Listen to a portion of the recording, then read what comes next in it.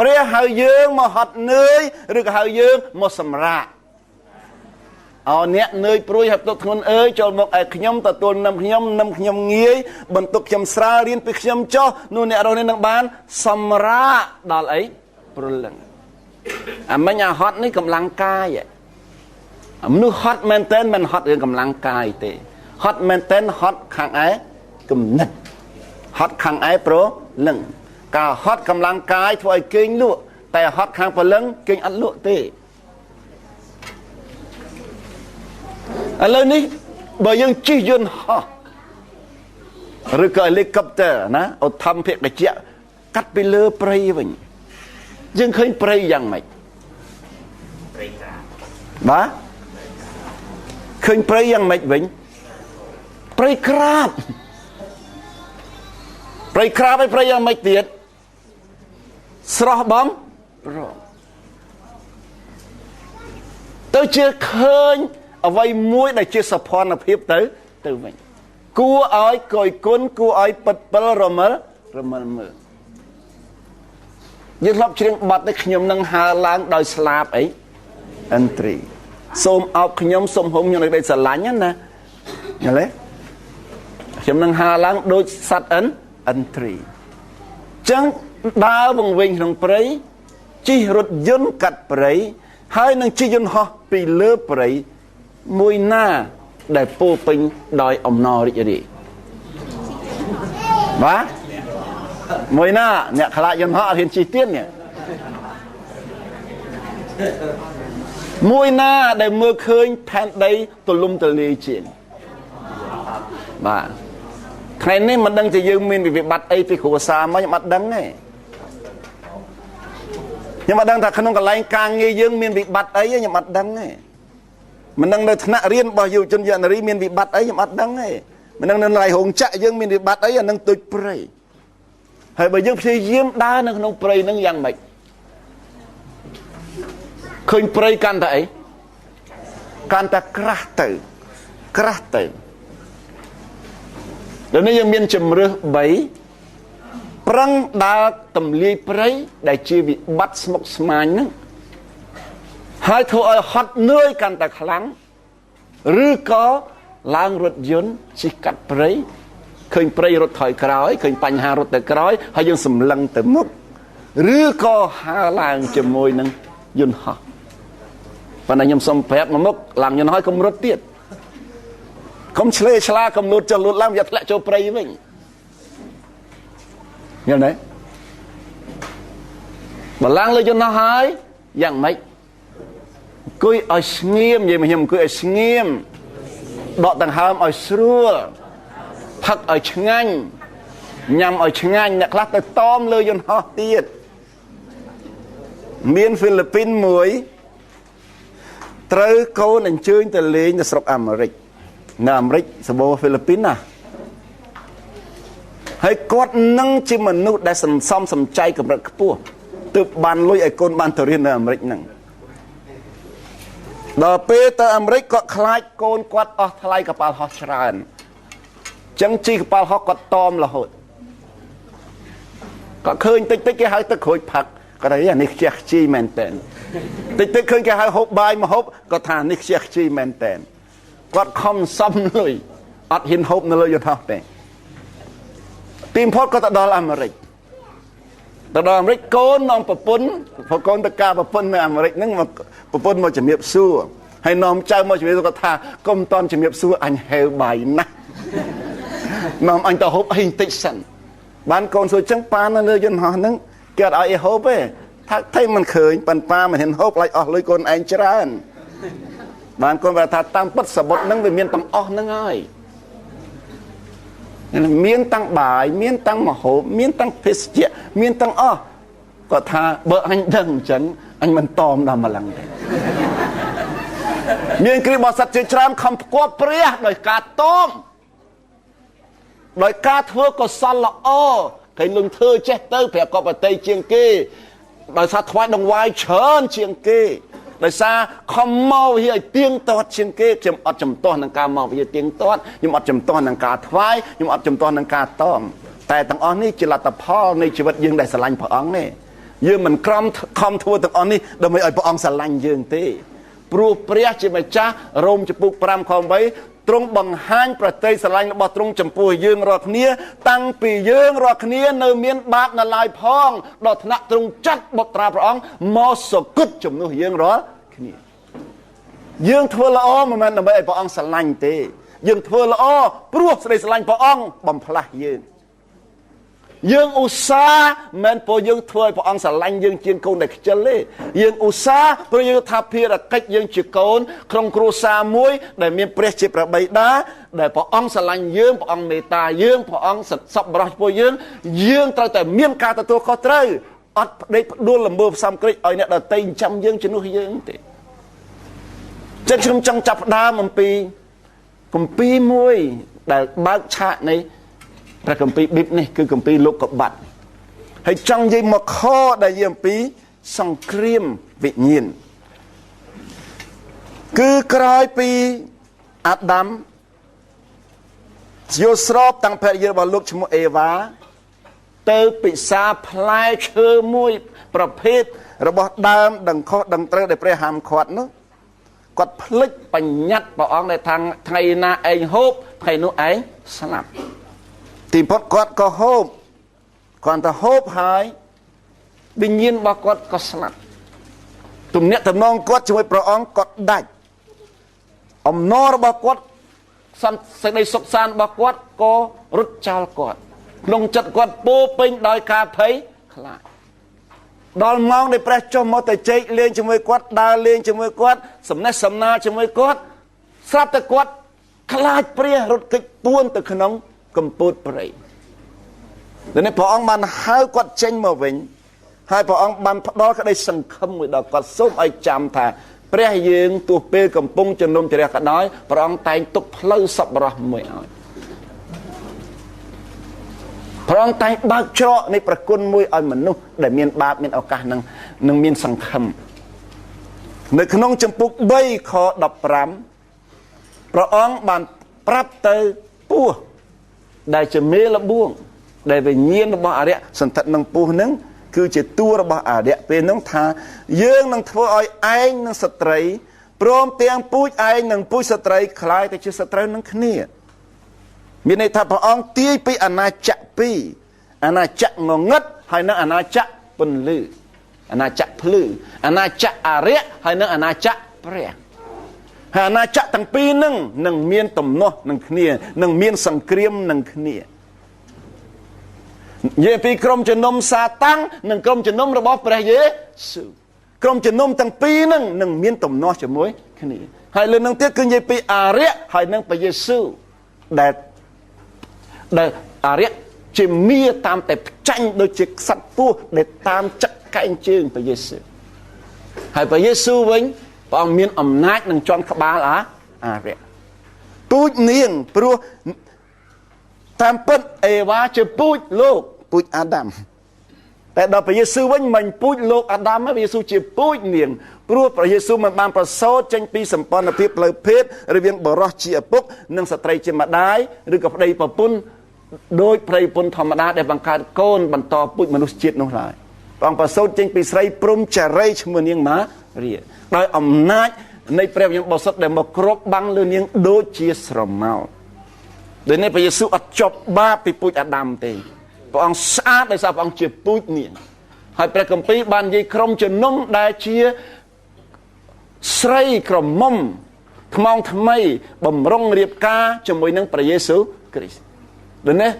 នាងក៏សម្ដៅទៅរកក្រុមជំនុំដែលជាកូនក្រមុំរបស់ព្រះគ្រីស្ទព្រះគ្រីស្ទធៀបអង្គទ្រង់ទៅកូនកំឡោះហើយព្រះអង្គធៀបយើងទៅនឹងកូនក្រមុំហើយតំណែងព្រះអង្គនឹងយើងស្រឡាញ់គ្នាស្និទ្ធស្នាលចិត្តស្និទ្ធដូចកូនកឡោះនិងកូនក្រមុំអាមែនទេចឹងនិយាយពីក្រុមជំនុំ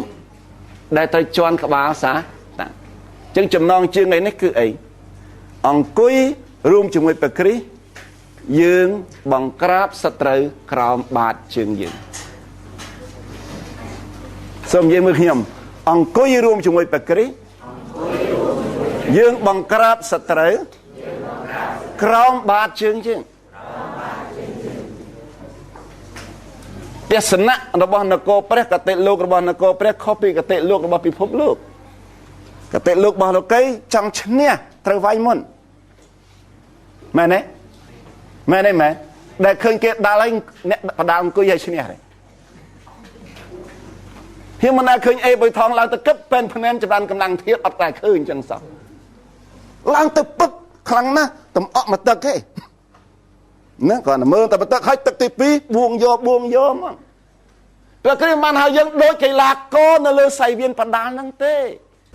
ព្រះគ្រីស្ទហៅយើងមកអង្គុយជាមួយព្រះអង្គរួមជាមួយព្រះអង្គហើយព្រះអង្គដែលនៅជាមួយយើងដែលគង់ក្នុងយើងដែលខ្លាំងជាងអាម្នាក់នៅលោកីនេះព្រះអង្គនឹងប្រយុទ្ធជំនួសយើងហើយយើងអបអរជាមួយនឹងជ័យជំនះដែលព្រះអង្គដណ្ដើមឲ្យយើង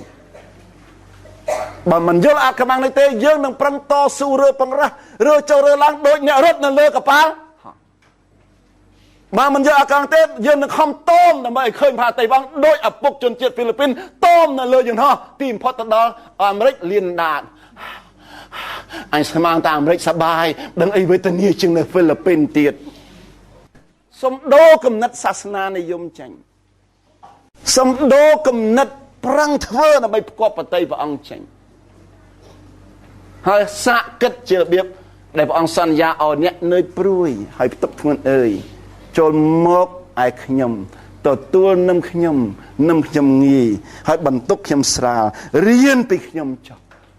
នោះអ្នកនរគ្នានឹងបានសម្រាកដល់ព្រលឹងថ្ងៃនេះខ្ញុំអញ្ជើញបងប្អូនមករៀនអំពីព្រះអង្គម្ចាស់នៃយើងដែលខ្ញុំក៏រៀនពីព្រះអង្គមកដែរចង់ឈ្នះការលបួងយើងមិនអាចឈ្នះដោយការខំតមនឹងទេយើងមិនអាចឈ្នះដោយខំធ្វើល្អនឹងទេបើយើងបុកបន្ទុកល្អមួយថ្ងៃនឹងឃើញអាក្រក់ច្រើនជាងល្អអាក្រក់ដែលមិនចង់ធ្វើនោះបែរជាច្រើនជាងការល្អដែលយើងចង់ធ្វើអ្នកណានិយាយអញ្ចឹងលោកប៉ូលជាគំរូរបស់យើងលោកបាននិយាយយ៉ាងច្បាស់ថាឯការល្អដែលខ្ញុំចង់ធ្វើខ្ញុំបែរជាធ្វើមិនបានហើយការអាក្រក់ដែលខ្ញុំមិនចង់ធ្វើមានកម្លាំងមួយនៅខ្ញុំទាញខ្ញុំឲ្យទៅធ្វើអំពើហ្នឹងមែនទេមិនមែនយើងឮទីមតលអ្នកកាន់កម្មវិធីនេះថាអត់វាយកូននេះតែនៅជេចំពោះព្រះអង្គជេនឹងស្មើនឹងសម្លាប់ព្រះអង្គថាកុំសម្លាប់ម៉ូសេប្រាប់ថាកុំសម្លាប់មនុស្សឲ្យសោះតែខ្ញុំប្រាប់អ្នករនាថាគ្រាន់តែជេរអ្នកណាម្នាក់ថាអាចោលមកសៀតនោះជាឃាតករបាត់ហើយមុខយើងសិនមុខឃាតករទាំងអស់ព្រោះមួយថ្ងៃមិនដឹងជេរគេប្រមាណដងខ្ញុំយកទីហោះធៀបមួយទៀតម្ដាយលួចគេហើយម្ដាយនឹងមានតងន់ពេលគេចាប់ដាក់គុកហ្នឹងគាត់7 ខែហើយគេក៏ដាក់ទោសគាត់ឲ្យជាប់គុកថា27 ឆ្នាំសុំសួរកូនកើតងាឡើងកូនមានបានលួចទេអត់បាទកូនកើតនៅក្នុងអីវាមានធ្វើខុសអត់បានចូលគុកហ្នឹងម៉ែទេធ្វើខុសបានវាធ្វើតែនៅក្នុងគុកដោយសារវាពូជរបស់ម៉ែអាមែនទេឥឡូវនៅក្នុងគុកបើវាលួចគេក៏នៅតែជាប់អីតដែរហើយបើវាមិនលួចក៏នៅតែក្នុងគុកខំធ្វើល្អក៏នៅតែក្នុងគុកធ្វើអាក្រក់ថែមក៏នៅតែក្នុងគុកគេហៅវាអាបាតគុកទៅហើយយើងទាំងអស់គ្នាសត្វបាតគុកខាងវិញ្ញាណសត្វបាតគុកខាងអំពើបាទពួកឪពុកយើងអាដាមធ្វើបាបរួចទៅហើយបាបនេះឆ្លងតមកយើងទោះយើងអត់ធ្វើថែមក៏មានបាបដែរអាមែនទេកុំមើលកញ្ចោញថាថ្ងៃនេះខ្ញុំអត់បានជេរខ្ញុំស្អាតជាងគេហើយក៏កុំភ័យនឹងថាថ្ងៃនេះភ្លាត់ខុសមួយថាខ្ញុំធ្លាក់បន្ទុកអន់ជាងគេដំណើរដែលធ្វើឲ្យជំនឿក្លីងក្លងគឺកាលណាយើងថ្ងៃនេះបានធ្វើល្អច្រើនយើងខ្ញុំថ្ងៃនេះខន់បា good mood ដល់ថ្ងៃនេះធ្វើខុសច្រើនក្តោបស្មាមកដូចមន់ចូលចាញ់អញ្ចឹង bad mood នេះហើយដែលនាំឲ្យយើងបរាជ័យព្រោះទាំង bad mood ទាំង good mood ព្រះយេស៊ូវនៅតែដដែលសេចក្តីស្រឡាញ់របស់ព្រះអង្គអត់ប្រែព្រោះស្ដាប់តើណាមនុស្សអាចកាត់កាល់យើងពេលយើង bad mood ពេលយើងអាក្រក់តែព្រះអង្គអត់បានកាត់កាល់យើងទេទ្រង់ស្អប់តែអំពើបាបយើងតែព្រះអង្គមិនបានស្អប់យើងតតែសោះឲ្យចាំត្រង់នេះហើយសូមមើល បាត់កំពីនេះទីតាំងពីជំនាន់អ្នកណាជំនាន់អាដាមក្រោយពេលអាដាមធ្វើអីធ្វើបាបដែលធ្វើឲ្យពិភពលោកទាំងមូលរងវិនាសកម្មខ្ញុំហៅបាបនេះថាបាបសហព័ន្ធព្រោះគាត់ជាប្រមុខផែនដីគាត់ជាម្ចាស់ផែនដីហើយម្ចាស់ផែនដីលក់ដីទាំងមូលកូនអត់ដីនៅទេម្ចាស់ផែនដីលក់សិទ្ធកូនខ្ញុំគេម្ចាស់ផែនដីនេះបានលក់សិទ្ធឲ្យទៅស្ត្រីហើយស្ត្រីនេះបានលក់សិទ្ធទៅឲ្យសាតាំងព្រះអង្គឲ្យអាដាមធ្វើមេលើស្ត្រីឲ្យស្ត្រីជំនួយសិទ្ធតែស្ត្រីខ្លាចជាមេលើអាដាមទៅជាជំនួយវិញហើយបាបសហព័ន្ធនេះធ្វើឲ្យសហព័ន្ធទាំងមូលពិភពលោកទាំងមូលរងវិនាសកម្ម creation ទាំងមូលបែរជាវិនាសសាបសូន្យបែរជាធ្ងន់ធ្ងរដីទៅជាដុះបន្លាសត្វដែលធ្លាប់ជាធនិកសត្វស៊ីតែស្មៅស៊ីតែផ្លែឈើជាអាហារសត្វខ្លាចជាមាំងសាហាសត្វសត្វខ្លះត្រូវស៊ីសត្វដទៃទៀតដើម្បីរស់មនុស្សដែលហូបតែបន្លែហូបតែផ្លែឈើជា vegetarian មានសុខភាពល្អអាយុ9ឆ្នាំផ្លែស្រាប់តែខ្លាយទៅជាមនុស្សហូបសាច់ឆៅកាលហ្នឹងគេរកភ្លើងអត់ទាន់ឃើញហើយជប៉ុនរក្សាគេដំណើរស៊ូស៊ីដល់សប្តាហ៍ហើយបើយើងចង់ស៊ីអាហ្នឹងតស៊ូបន្តិចដូច្នេះព្រះអង្គបង្កើតយើងទាំងអស់ដូនតាយើងមុនមកគឺជាអ្នកហូបអីផ្លែឈើហើយបន្លែសត្វទាំងអស់សត្វតែអីដែរសត្វតែហូបស្មៅទាំងអស់ទាំងសត្វទឹកហើយទាំងសត្វអីគោកស្រាប់តែគ្រាន់តែអាដាមហូបផ្លែឈើនឹងភ្លាមដីត្រូវបដាសាបន្លាដុះនៅលើដីមនុស្សប្រុសត្រូវធ្វើការនៅហត់ទើបចិញ្ចឹមជីវិតបានស្ត្រីត្រូវឆ្លងទន្លេលំបាកជាងសត្វទាំងអស់ព្រះអង្គរៀបចំឲ្យយើងឆ្លងទន្លេមកស្រួលដូចគោអញ្ចឹងដែលឃើញគោឆ្លងទន្លេពិបាកឲ្យអត់ព្រោះលិតកូនបាល់ក្ដុងដែលឃើញក្តាន់ឆ្លងទន្លេលំបាកព្រោះលិតមកផ្លែតបាល់ក្ដុងគេរៀនពីអំណាចនៃលិតនឹងមានអំណាចច្រើនណាលិតភញាក់តសៃលិតដើម្បីឲ្យបាត់ក្លិនដើម្បីកុំឲ្យខ្លាមកស៊ីកូនវាតែគាត់លិតនឹងខ្លាខ្ញុំក្លិនមកស៊ីឥឡូវហើយនេះ the power of លិត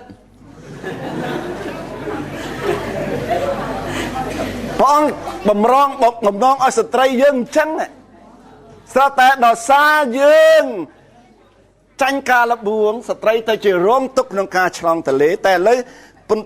ទឹមនឹងកំពុងតែអស់សង្ឃឹមនេះព្រះប្រទានអីដំណឹងល្អមែនទេដំណឹងល្អថ្ងៃមួយព្រះអង្គនឹងចាត់អ្នកណាមកបុត្រាព្រះអង្គគឺព្រះយេស៊ូវមកដណ្ដើមអំណាចពីសាតាំងវិញយើងឃើញសូមអញ្ជើញជាមួយខ្ញុំទៅទំនុកដង្កើងចំពុក8ខ6អានេះគេហៅ exhaustive យល់ទេpreaching យើងយកពីលោកកបាត់ដេញរហូតចប់ត្រង់ណាចប់ត្រង់ហ្នឹងហ្មងលើតពីលោកកបាត់មកដល់ទំនុកដង្កើងចំពុក8ខ4ទៅទូបង្គំទូលសួរខ្លួនឯងថាតើមនុស្សមានឋានៈអ្វីបានជាព្រះអង្គទ្រង់គិតដល់គេដូច្នេះតើបុត្រមនុស្សជាអ្វីបានជាព្រះអង្គយកបតីទុកដាក់នឹងគេយ៉ាងនេះព្រះអង្គបានធ្វើឲ្យគេមានឋានៈទាបជាងទេវតាតែបន្តិចប៉ុណ្ណោះព្រះអង្គប្រទានសេរីរុងរឿងនិងកិត្តិយសដល់គេទុកជាមកុដរាជសូមស្ដាប់ខ6ព្រះអង្គប្រទានឲ្យគេគ្រប់គ្រងលើអ្វីៗទាំងអស់ដែលព្រះអង្គបានបង្កើតមកព្រះអង្គបង្ក្រាបអ្វីៗទាំងអស់ឲ្យនៅក្រោមជើងរបស់គេពេលព្រះអង្គប្រទាន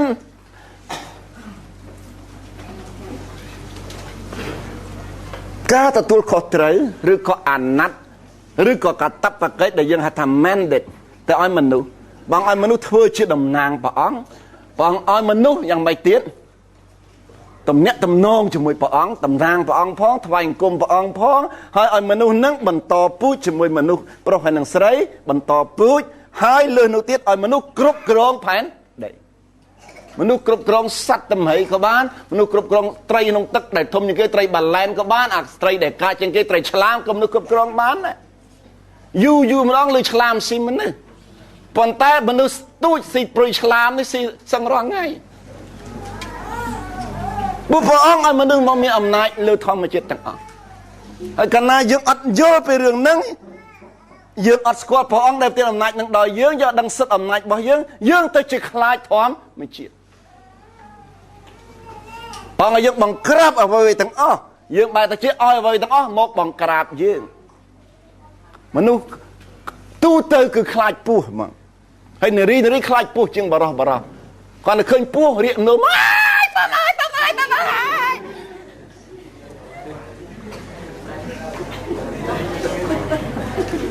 ហើយនារីខ្លាចតាំងពីកលាតបងឲ្យបង្ក្រាបមកទាំងអស់យើងគាត់តែកលាតមួយក៏បង្ក្រាបស្មារតីយើងបានអ្នកខ្លះខ្លាចកដោហើយខ្ញុំលឺលោកគ្រូកងវាលល្បីមួយខ្លាចឆ្មាល្បីសញ្ញាបត្របណ្ឌិតច្រើនណាស់ខ្លាចឆ្មាហើយក្នុងចំណោមយើងអ្នកខ្លះខ្លាចខ្មោចមានអ្នកដឹកនាំយុវជនប្រហែលអ្នកនោះខ្លាចខ្មោចហើយដឹកនាំគេខ្លាចខ្មោចការខ្លាចព្រោះមិនដឹងអំពីសិទ្ធិអំណាចដែលព្រះប្រទានឲ្យការខ្លាចព្រោះការតំណែងជាមួយព្រះដែលប្រទានសិទ្ធិអំណាចរបស់យើងនេះដាច់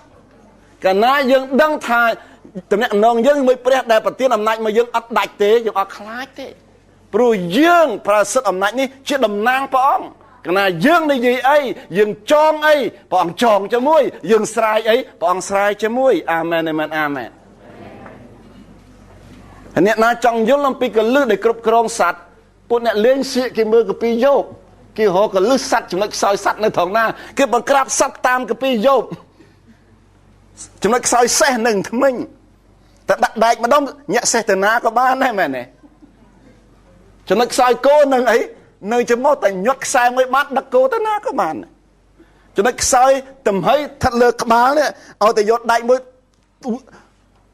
កវ៉ាហ្នឹងដំក្បាលវាឈើអានោះវានៅឡើងបានទៅណាក៏បានដែរហើយចកោតតម្រៃគឺតិចយកតែជើងហ្នឹងញល់តែតិចទៅចង់បាត់ឆ្វេងញល់អាស្ដាំចង់បាត់ស្ដាំញល់អាឆ្វេងវាបាត់តាមហ្នឹងតែយើងទៅអូសប្រម៉ោយវាហ្នឹងអូសអត់ទៅទេចំណុចខ្សោយពោះនៅនឹងកតុយពោះប៉ុណ្ណាក៏ដោយឲ្យតែខំកតុយបានអលីឯងមកខ្ញុំឃើញនៅកោះកុងខ្ញុំឃើញពស់វែកអានាមប្រវែងជាង3ម៉ែត្រឆ្កែ2ប្រយុទ្ធជាមួយពស់វែកអានាមអត់ឈ្នះឆ្កែទេពស់ឆ្កែមួយទៅចាំខំតែកតុយទេហើយពស់នឹងវាចេះវាលាក់កតុយវាអត់ហ៊ានបញ្ចេញទេហើយវែកអានាមជាង3ម៉ែត្រវាចង់ចឹកឆ្កែប៉ោះភ្លេចបាត់ប៉ុន្តែវាដឹងថាតែហ៊ានឲ្យប៉ោះនេះឲ្យមួយតែខំកតុយតែខំកតុយអំណាចវាទាំងអស់មកប៉ុន្តែខ្ញុំអត់ចង់និយាយថាអំណាចធម្មតានឹងទេអំណាចនេះរាប់ទាំងអំណាចធម្មតា natural power physical power អំណាចរូបនិយមតែអ្វីដែលខ្ញុំចង់និយាយព្រះអង្គប្រទានអំណាចលើនឹងទៀតគឺ spiritual power ហើយនឹង spiritual authority សិទ្ធិខាងឯវិញ្ញាណហើយនឹងអំណាចរដ្ឋាភិបាលខាងឯវិញ្ញាណអំណាចនឹងបានមកតាមរយៈអ្នកណាសូមមើលទៅមុខទៀត110ខ1ជាមួយខ្ញុំតំណុកនឹងកើព្រះជាអម្ចាស់មានព្រះបន្ទូលមកកាន់ព្រះរាជាព្រះអម្ចាស់របស់ខ្ញុំដូចតទៅនេះ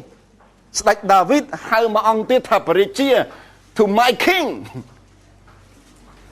ពេលនោះស្ដេចដាវីតធំជាងគេហើយដាវីតនៅហៅមួយអង្គទៀតថាជាព្រះរាជារបស់ខ្ញុំតើគាត់និយាយទៅអ្នកណានិយាយទៅកាន់ព្រះយេស៊ូវដែលបំរុងនឹងយាងមកព្រះឲ្យដាវីតទាយទុកជាមុន1000 ឆ្នាំមុននឹងឲ្យដឹងមុនថាព្រះគ្រីស្ទនឹងយាងមកជាពូជរបស់ព្រះអង្គហើយព្រះគ្រីស្ទជាស្ដេចលើគាត់លើព្រះអង្គទៀតព្រះអម្ចាស់មានព្រះបន្ទូលមកកាន់ព្រះរាជាព្រះអម្ចាស់របស់ខ្ញុំហើយព្រះគ្រីស្ទជាអម្ចាស់របស់ព្រះបាទដាវីតព្រះអង្គមានបន្ទូលដូចតទៅនេះសូមគង់ខាងស្ដាំយើងសូមខ្ញុំសូមគង់ខាងស្ដាំយើងបាទគង់នេះប្រែតែមិនអង្គុយថាតើនេះអ្នកណាដែលមានសិទ្ធិអង្គុយកម្មករពលករអ្នកបម្រើនៅតាមផ្ទះអ្នកចាញ់ឬក៏អ្នកឈ្នះបាទអ្នកណាអាចអង្គុយបានអ្នកដែលធ្វើការមិនតាន់ហើយឬក៏អ្នកធ្វើការហើយយើងធ្វើការអត់ហើយអាចអង្គុយបានទេអត់ដូចនេះព្រះអង្គនិយាយពីព្រះគ្រីស្ទក្រោយពីព្រះអង្គសុគតក្រោយពីសម្រេចអីទាំងអស់ហើយ ទ្រង់ត្រូវគេបញ្ចុះនឹងភ្នោហើយត្រូវរស់ឡើងវិញហើយឡើងទៅគង់នៅខាងស្ដាំព្រះជាម្ចាស់សម្រាប់ព្រោះអ្វីទាំងអស់ព្រះអង្គបានសម្រេចអស់ហើយក្រោយពីការងារដែលព្រះគ្រីស្ទបានសម្រេចដើម្បីយើងអស់ហើយព្រះគ្រីស្ទអាចនឹងសម្រាកបានគង់ខាងស្ដាំនេះគឺគង់សម្រាកហើយខាងស្ដាំមានន័យថាជាកន្លែងដែលព្រះអង្គលើកដំកើងជា exaltation ខាងស្ដាំគឺជាភាពថ្លៃថ្នូរ dignity ខាងស្ដាំនេះគឺជាសិទ្ធិអំណាច authority ហើយខាងស្ដាំនេះគឺជាឫទ្ធានុភាព power ព្រះគ្រីស្ទមានទាំង4នឹងឯងព្រះអង្គទៅព្រះបិតាលើកដំកើងលើសអ្វីៗទាំងអស់បន្ទាប់ពីបិតាមកគឺព្រះយេស៊ូវហ្នឹងហើយព្រះអង្គមិនគ្រាន់តែទទួលការលើកដំកើងខ្ពស់លើអស់ទាំងនាមផងដូចជំនាញថាម៉េចព្រះយេស៊ូវនាមខ្ពង់ខ្ពស់ដាច់គេឃើញ name above all names ដូចនេះព្រះអង្គលើកដំកើងឲ្យខ្ពស់លើអស់ទាំងនាមផងហើយព្រះអង្គមានសភាពថ្លៃថ្នូរជាមហាបូជាចារ្យដ៏រុងរឿងអស់កលជានិច្ចហើយព្រះអង្គជាស្អីទៀតជាអ្នកដែលមានសិទ្ធិអំណាចហើយមានឫទ្ធានុភាពហើយសិទ្ធិអំណាចនេះនិងឫទ្ធានុភាពនេះម៉ាថាយពង28មុនព្រះអង្គយាងឡើងទៅឋានសួគ៌ហ្នឹងមុនព្រះអង្គឡើងទៅអង្គុយសម្រាកហ្នឹងព្រះអង្គមានបន្ទូលថាម៉េចគ្រប់ទាំងសិទ្ធិអំណាចនៅឋានសួគ៌និងផែនដីបកគលមកដល់ខ្ញុំហើយដូច្នេះចូលចេញទៅព្រះអង្គបាន share បានចែករំលែកសិទ្ធិអំណាចនេះជាមួយអ្នកណាដែលជឿដល់ព្រះនាមព្រះអង្គគឺយើងទាំងអស់គ្នាហើយសិទ្ធិអំណាចនេះធ្វើយើងឈ្នះផែនដីឡើងវិញ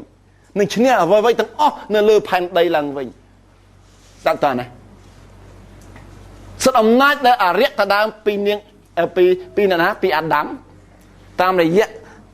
សន្តានការីមួយមច្ឆន្ទកម្នាក់គឺស្ត្រីឈ្មោះអេវ៉ាហ្នឹងអរិយអត់ហ៊ានចូលទៅប្រុសភ្លាមទេវាចូលតាមផ្លូវចំហៀងចូលតាមឆ្អឹងជនីចូលមុខអាដាមមិនងាយចុះចាញ់ទេដល់ចូលតាមស្រីស្នេហ៍ដូចខ្ពស់ឥឡូវអំណាចនឹងបានមកនៅណាវិញហើយបានមកព្រះយេស៊ូវហើយព្រះយេស៊ូវថាអំណាចនឹងបានខ្លះឲ្យបានទាំងអស់សូមនិយាយជាមួយខ្ញុំបានខ្លះឬបានទាំងអស់សូមនិយាយលឺបានខ្លះឬបានទាំងអស់សូមនិយាយខ្ញុំគ្រប់ទាំងសិទ្ធិអំណាចនៅណាខ្លះថាសុខខ្ពស់ជាងប្រអិនប្រព្រំខ្ពស់ជាងទេវតាទាំងអស់មែនទេមែនទាំងនៅផែនដីខ្ពស់ជាងព្រីហោះព្រីហើព្រីដើរលើដីទាំងអស់ទៀតខ្ពស់ជាងស្ដេចខ្ពស់ជាងសត្វខ្ពស់ជាងធម្មជាតិខ្ពស់ជាងសត្វតនិកទាំងអស់ខ្ពស់ជាងវិញ្ញាណទាំងអស់បងប្រគល់មកឲ្យយើងថាសូមស្ដាប់សូមគង់ខាងស្ដាំយើងទម្រាំដល់យើងបង្ក្រាបខ្មាំងសត្រូវរបស់ព្រះអង្គមកដាក់ក្រោមព្រះបាទីរបស់ព្រះអង្គចឹងសូមស្ដាប់ខកពីនេះព្រះបិតាបង្ក្រាបសត្រូវរបស់ព្រះគ្រីស្ទមកព្រឹបទាំងអស់ឬក៏ in progression តាមដំណាក់ណាតាមដំណាក់តើបង្ក្រាបទាំងអស់ភ្លាមទេកាលណាបង្ក្រាបទាំងអស់ភ្លាមផែនដីចប់អវសានកាលពិភពលោកតាំងពីឥឡូវហ្មងព្រោះរឿងមានរឿងទៅជារឿងបានតើមានតួឯកហើយនឹងតួរត់មែនទេហើយតើមានតួឯកហើយនឹងតួចិត្តអាក្រក់តើមានស្រីកមុំហើយមានតួចាប់រំលោកហើយបើស្រីកមុំនឹងដើរទៅណាឃើញស្រីកមុំតើឯងឡើងទៅជារឿងហើយដូច្នេះព្រះអង្គបានបង្ក្រាបអំណាចវិញ្ញាណនិងអំណាចនៃអំពើបាបនិងអំណាចនៃសេចក្តីស្លាប់ទាំងស្រុងនៅលើឈើឆ្កាងមែនទេមែនក៏ប៉ុន្តែអំណាចអ្នកកាន់សាសនាដទៃទៀតបើអត់បង្ក្រាបឡើយទេអំណាចនៃអ្នកគ្រប់គ្រងផែនដីនាយករដ្ឋមន្ត្រីប្រធានាធិបតីប្រទេសផ្សេងៗបើអត់បង្ក្រាបទេពួកព្រះអង្គទុកឲ្យអ្នកនឹងបន្តអាណត្តិសិននៅក្នុងសក្ការៈប្រគុណព្រះអង្គនៅឡើយព្រះអត់តយាងមកជំនុំជម្រះនៅឡើយតែដល់ពេលព្រះអង្គយាងមកជំនុំជម្រះទើបព្រះអង្គបង្ក្រាបក្នុងពេលមួយប្រពៃផ្នែកចុងក្រោយដោយសេចក្តីសង្គ្រោះយើងកាត់ឡើង3ដំណាក់កាលដូចគ្នាសង្គ្រោះខាងវិញ្ញាណទាំងស្រុងសង្គ្រោះខាងព្រលឹងកំពុងរាល់ថ្ងៃព្រោះយើងនៅខុសយើងនៅខាងយើងនៅចំណែនយើងនៅតូចចិត្តត្រូវសម្អាតដោយព្រះបន្ទូលនិងដោយព្រះវិញ្ញាណនៃព្រះគុណរាល់ថ្ងៃតែវិញ្ញាណយើងស្អាតដោយព្រះលោហិតអស់ពេញទីហើយ ហើយរូបកាយយើងតបគ្រីយើងមកវិញទើបលែងឈឺរហូតអាមែនមិនអាមែនការបង្ក្រាបនេះដូចគ្នាការបង្ក្រាបនេះដូចគ្នាម៉ាថាយ22ព្រះយេស៊ូវស្គាល់ជាក់ពីវាសនារបស់ព្រះអង្គJesus knew his destiny ពេលព្រះអង្គប្រកាសអំពីរាជប្រជាម្ចាស់ពួកណាប្រឆាំងពួកផារ៉ាស៊ីអ្នកណាប្រឆាំងរាជរបស់ព្រះអង្គហើយលោកសាវកយ៉ូហានសេច្បាស់ថាការដល់ដំបូងឡើយមានព្រះបន្ទូលគង់នៅជាមួយព្រះបន្ទូលឯងជាព្រះគ្មានអ្វីកើតឡើងក្រៅពីព្រះបន្ទូលទេព្រះបន្ទូលក៏ត្រឡប់មកជាសាច់ឈាមតែព្រះអង្គគង់នៅជាមួយរាជរបស់ទ្រង់តែរាជរបស់ទ្រង់មិនទទួលស្គាល់ទ្រង់ទេពេលព្រះអង្គយាងមកពេលដែលគេកំពុងរងចាំព្រះមេស៊ីដែលស្ដេចដាវីតទាញហ្នឹងព្រះមេស៊ីហ្នឹងគឺព្រះដែលមានទាំងអីការលើកដំកើងព្រះដែលមានទាំងអីទៀតភាពថ្លៃថ្នូរព្រះដែលមានទាំងសិទ្ធិអំណាចមានទាំងរដ្ឋាភិបាលនេះនៅពេលដែលព្រះអង្គយាងមកនេះពោពេញដោយប្រេងតាំងរបស់ព្រះជាម្ចាស់នេះព្រះអង្គនឹងបង្ក្រាបអ្វីទាំងអស់នេះពេលប្រគ្រីយាងមកគឺអត់ទទួលព្រោះគេចិត្តតែយល់ថាកូនណាខ្លាំងជាងឪដាវីតខ្លាំងអ្នកណាខ្លាំងជាងដាវីតអាប់រ៉ាហាំខ្លាំងអ្នកណាខ្លាំងជាងអាប់រ៉ាហាំហោរាទាំងអស់លោកម៉ូសេខ្លាំងអ្នកណាខ្លាំងជាងម៉ូសេព្រះយេស៊ូវជារឿយៗបងឆ្លើយថាមុនមានអាប់រ៉ាហាំមានខ្ញុំរួចទៅហើយឥឡូវនេះបងនិយាយថាបើខ្ញុំអន់ជាងព្រះបាទដាវីតមានព្រះបាទដាវីតនិយាយថាខ្ញុំជាមហាក្សត្រទេ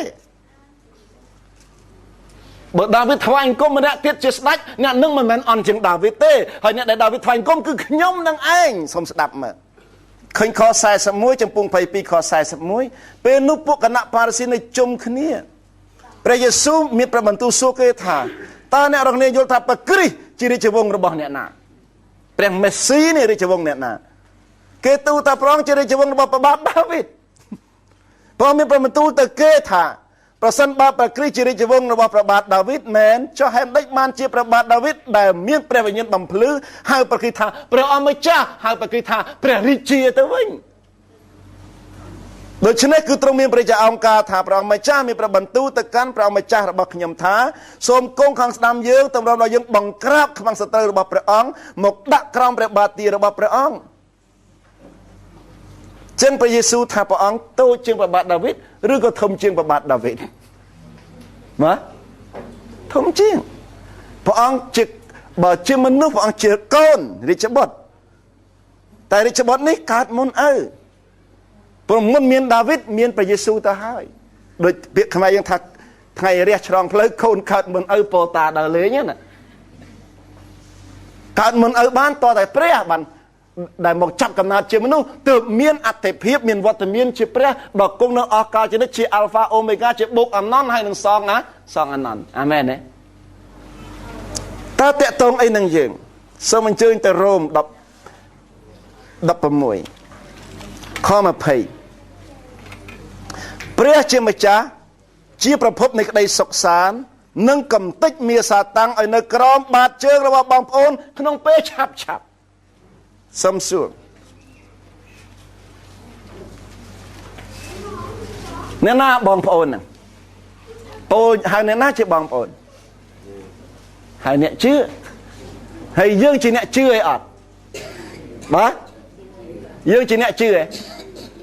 ហើយពោលប្រាប់យើងថាម៉េចជាម្ចាស់នៃក្តីសុខសាន្តនិងកំទេច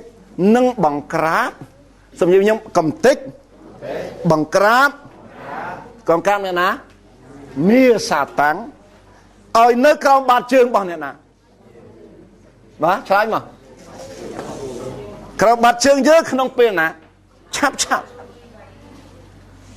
ព្រះអង្គបានបង្ក្រាបមាសាតាំងក្រោមបាតជើងព្រះយេស៊ូវហើយនៅបង្ក្រាបហើយនៅហើយបង្ក្រាបពេលណា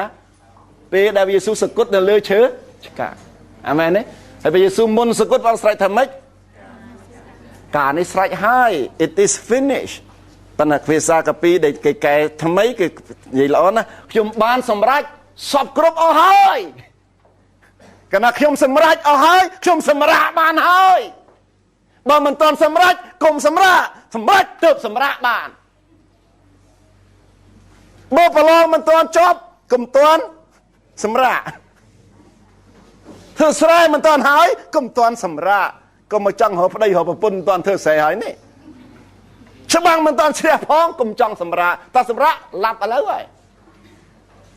sầm ra bán toànតែសម្រេចហើយសិនចឹងព្រះគ្រីស្ទសម្រេចអស់ហើយប៉ុន្តែប្រមាណអ្នកដឹងការនេះប្រមាណអ្នកជឿការនេះប្រមាណអ្នកទទួលការនេះនៅក្នុងឯងទើបព្រះបង្ក្រាបសាតាំងក្រោមជើងនៅនឹងបានអ្នកខ្លះយូរទើបព្រះបង្ក្រាបសាតាំងក្រោមជើងយើងបានព្រោះយើងនៅតែប្រឹងរត់នៅលើកប៉ាល់ហោះគ្រីស្ទបរិស័ទដែលពិបាកនឹងឈ្នះសាតាំងគឺអ្នកដែលរត់នៅលើយន្តហើយតមនៅលើយន្តហោះដើម្បីសំសំចៃខ្លាចយន្តហោះរត់យឺតពេកតែអ្នកដែលអង្គុយលើយន្តហោះសម្រាប់នឹងទៅដល់អាមេរិកនឹងទៅដល់អូស្ត្រាលីដោយសុវត្ថិភាពអាមែនទេយល់រឿងនេះនៅយល់នៅហេតុអីយើងសម្រាប់បានហេតុអីបានយើងសម្រាប់បានដោយសារយើងជឿដល់ព្រះគ្រីស្ទនឹងកិច្ចការដែលព្រះគ្រីស្ទសម្រេចសពបែបយ៉ាងឲ្យយើងអាមែនទេបើយើងអត់ជឿនឹងទេយើងនៅតែហត់នឿយហើយបើនៅតែហត់នឿយបន្ទុកនៅតែមិននៅតែធ្ងន់ហើយបើបន្ទុកនៅតែធ្ងន់ចាំយើងនៅតែមិននៅតែជ្រួញហើយមុខយើងនៅតែមិននៅតែសពោននៅតែជូប្រហែលគឹមជីមិនជូប្រហែលជក់ស្ពៃស្រុកខ្មែរទេជក់ស្ពៃអត់មានដាក់ម្ទេសទេគឹមជីដាក់ម្ទេសទៀតជូហើយឡើងហល់ទៀតមុខម្នាក់ដូចគឹមជីចឹងព្រះណាដែលកំទេចសាតាំងព្រះនៃក្តីសុខសាព្រះនៃដំណឹងល្អឬដំណឹងអាក្រក់គេធៀបដំណឹងល្អទៅនឹងស្បែកជើងនេះអីនេះក្តីសុខសាកូនពៅបំផ្លាញខ្ទេចត្រឡប់មកវិញឲ្យអីឲ្យអាហើយឲ្យស្បែកជើងហើយឲ្យអញ្ជៀនស្បែកជើងនេះជាការធានាអះអាងនៃដំណឹងល្អនៃក្តីសុខសាគឺបើព្រះទទួលហើយប្រងទទួលអស់កាលជានិច្ចបើឯងខ្លាចជាកូនហើយគឺកូនអស់កាលជានិច្ចបំផ្លាញប៉ុន្មានដងទៀតនៅតែកូនតដែរជឿអញ្ចឹងបានសុខសាន្តហើយបើជឿថាបើខ្ញុំធ្វើត្រូវព្រះក៏ប្រតិព្រះនឹងអោបខ្ញុំហើយបើធ្វើខុសព្រះអង្គក្រោធហើយព្រះអង្គនឹងអុកខ្ញុំត្រូវអោបខុសអុកមួយថ្ងៃត្រូវម្ដងអោបម្ដងខុស7ដងអុក7ដងសុខសាន្តឬក៏មិនសុខសាន្តហើយបើមិនសុខសាន្តហើយសាតាំងអត់នៅក្រោមជើងយើងទេសាតាំងនៅតែចឹកកែងជើងយើងបានដែរព្រោះវាចឹកតាមកណិតវាចឹកតាមកតិលោកវាចឹកតាមទស្សនគតិវាចឹកតាមរបៀបយើងគិតវាធ្វើឲ្យយើងគិតថាយើងអត់តម្លៃវាឲ្យយើងគិតថាយើងមិនស័ក្តិសមនឹងការត្រាស់ហៅវាឲ្យយើងគិតថាយើងមិនសមធ្វើកូនព្រះអង្គទេហើយវានាំពេត្រុសគិតចឹងទៅហើយពេលព្រះយេស៊ូវឲ្យពេត្រុសទម្លាក់អួនហើយបានត្រីពេត្រុសថាម៉េចសូមព្រះអង្គថយឆ្ងាយពីទូមង្គមបើព្រះអង្គថយទូមង្គមរត់ទៅឡើយហើយវាធ្វើឲ្យយើងគិតពីវត្តមានរបស់ព្រះដែលស្រឡាញ់យើងហើយកាលណាយើងចេញពីវត្តមានព្រះដែលស្រឡាញ់យើងនឹងជួបអាម្នាក់ដែលស្អប់យើងនោះវានឹងកវែលហើយកហឹមបន្លាចយើងបានធ្លាប់ខានមកវា3ដងហើយខ្លាចវាហៀទេធ្លាប់ខានដាក់ដង្វាយមួយពេល10មួយខែហើយភ័យខ្លាចទេគំនិតនឹងមកពីណាអារៈដែលកវែលទាំងកហឹមហ្នឹងព្រះអង្គអត់មានថាតតែថ្វាយមួយវា10បានព្រះអង្គស្រឡាញ់ទេ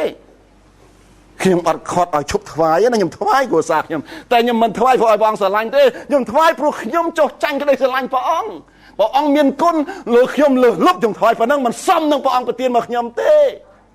ខ្ញុំថ្វាយរបៀបនេះខ្ញុំអត់មានថ្វាយដោយប្រកបព្រះអង្គទេតែអរិយវិញវានឹងឲ្យយើងថាបើមិនថ្វាយប្រយ័ត្នរស់ស៊ីខាតខែហ្នឹងមើលអានោះឃើញឡានបុកប្រពន្ធវាហើយលើកូនបាក់ជើងទៀតហ่ะនេះហើយការចឹកកែងជើងហើយតែយើងជឿនឹងយើងនឹងបាត់ក្តីសុខសាន្តហើយតែបាត់ក្តីសុខសាន្តពោះដែលនៅក្រោមជើងយើងអត់នៅស្ងៀមយើងលើកចុះលើកឡើងម្ដងរត់ទៅនេះម្ដងរត់ទៅនោះសួរទូកលិចនៅពេលណាពេលដែលអ្នកជិះអង្គុយមកកន្លែងឬក៏រត់ចុះរត់ឡើងឡានបុកគ្នានៅពេលណាពេលដែលចកោតនឹងឬក៏ចកោតរេចាប់តើណាហើយពោះចឹកបានពេលយើងជន់ក្បាលវាឬក៏ពេលយើងលើកជើងស្រន់ស្លោក ចឹងអរិយសាតាំងចឹកកែងជើងយើងបានដោយសារយើងស្លន់ស្លាប់យើងលែងជឿជាក់លើព្រះបន្ទូលសន្យាយើងលែងជឿលើដំណឹងល្អនៃក្តីសុខសាន្តយើងយកដំណឹងមកលាយក្តីសុខសាន្តថាបើធ្វើត្រូវព្រះអោបធ្វើខុសព្រះអោបធ្វើត្រូវព្រះអោបធ្វើខុសព្រះអោបតែនេះអោបហើយអុកច្រើនជាងអោបអរិយនឹងធ្វើយើងឃើញព្រះដូចជាអីអ្នកតាខុសកាច់សែនខុសកាច់រៀបតំណឹបខុសកាច់ព្រះអង្គកាច់វិញជ្រៀងខុសនឹងប្រមាណដងឯងតាំងពីជឿព្រះអង្គណាលោកគ្រូđangលេងហ្គីតាខុសប្រមាណដងឯងព្រះអង្គមិនបានខុសកាច់ទេរាជនេះព្រះគុណខ្ញុំអត់បានអធិប្បាយដើម្បីយើងធ្វើខូចទេខ្ញុំអធិប្បាយយើងឈ្នះការអាក្រក់ឈ្នះដោយនៅក្នុងវត្តមានព្រះអង្គមិនឈ្នះដោយសារខំប្រឹងធ្វើព្រះយេស៊ូវថាអ្នកណានៅជាប់នឹងខ្ញុំមែកនោះបង្កើតផលផ្លែហើយផ្លែព្រះយេស៊ូវផ្លែអាក្រក់ឲ្យផ្លែល្អហើយបើមិននៅជាប់ខ្ញុំទេអត់ផ្លែនៅជាប់គឺសម្រាប់ដោយអង្គុយរួមជាមួយព្រះគ្រីស្ទថ្ងៃនេះខ្ញុំបង្ហាញតើនឹមព្រះអង្គគឺស្អីណានឹមព្រះអង្គគឺស្អីតើសូមតទៅមុខទៀតឃើញសូមបន្តិចទៀតសូមឲ្យបងប្អូនបានប្រកបដោយអីព្រះគុណរបស់ព្រះអម្ចាស់នៃយើងចឹងព្រះគុណហើយនឹងស្អីដើរជាមួយនឹងក្តីសុខសាន្តសូមនិយាយខ្ញុំក្តីសុខសាន្តព្រះគុណក្តីសុខសាន្តហើយពោលជូនពោលក្រុមនុំតាំងសបុតទៅកូរិនថូសទៅរ៉ូមដល់បើកឆាកសូមឲ្យបងប្អូននេះបានប្រកបដោយព្រះគុណនិងក្តីសុខសាន្តព្រះគុណនិងក្តីសុខសាន្ត inseparable ពីរនឹងផ្ដាច់ពីគ្នាអត់បានទេតែមានព្រះគុណគឺមានក្តីសុខសាន្តតែបានក្តីសុខសាន្តគឺបានព្រះគុណតែមានពលឺព្រះអាទិត្យមានធម្មពលតែមានធម្មពលមានពលឺអាមែនទេហើយតើបាត់សុខសាន្តលែងចូលប្រគុណណាចូលក្រឹតវិន័យស្អីដែលបំផ្លាញក្តីសុខសាន្តគឺគំនិត legalism តើតើខ្ញុំដើរជំវិញសម័យលោកយ៉ូស្វេដើរជំវិញក្រុងយេរីកូ7ដងត្រូវព្រោះព្រះគ្រីស្ទអត់ទាន់សគត់នឹងឡើយហើយអ្នកខ្លះលើនេះតើដើរ7ជុំក្រុងភ្នំពេញទៅឈ្នះអរិយលែងពឹងនាមព្រះយេស៊ូវបែរទៅជាពឹងលើការដើរ7ជុំយូរមានខុសពីគេពត់សីមាយ៉ាងណាទៅអ្នកខ្លះទៀតអាឋានតទៅយកស្បែកពោះមកជន់ហើយអាឋានក្នុងនាមព្រះយេស៊ូវបំផ្លាញបរិស្ថានដល់ណាទៀតសម្រាប់មិនបានស្បែកពោះទៅសម្រាប់សត្វពោះគេកំពុងថែបរិស្ថានព្រះគុណគឺពនាមព្រះគ្រីស្ទតួអង្គព្រះគ្រីស្ទនិងកិច្ចការព្រះគ្រីស្ទឯវ៉ាំងក្រឹតវិន័យថែមលើនឹងទៀតជឿព្រះគ្រីស្ទល្អហើយតែតតមនេះទៀតតែតប្រជុំថ្ងៃនេះទៀតតែតធ្វើអញ្ចេះទៀត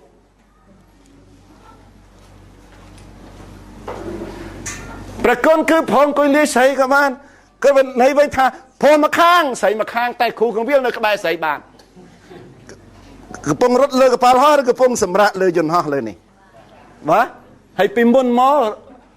មានអ្នកតอมលើយន្តហោះដែរទេកន្លងមកមានអ្នកប្រឹងរត់ខ្លាចយន្តហោះយឺតដែរទេកន្លងមកបាទឥឡូវយើងទៅមុខទៀតកូរិនថូសខ្សែទី1ចំពោះ15ខ7ព្រះជាម្ចាស់បានដាក់អ្វីទាំងអស់នៅក្រោមព្រះបាទទាព្រះអង្គរបស់ព្រះគ្រីស្ទរួចស្រេចហើយក៏ប៉ុន្តែ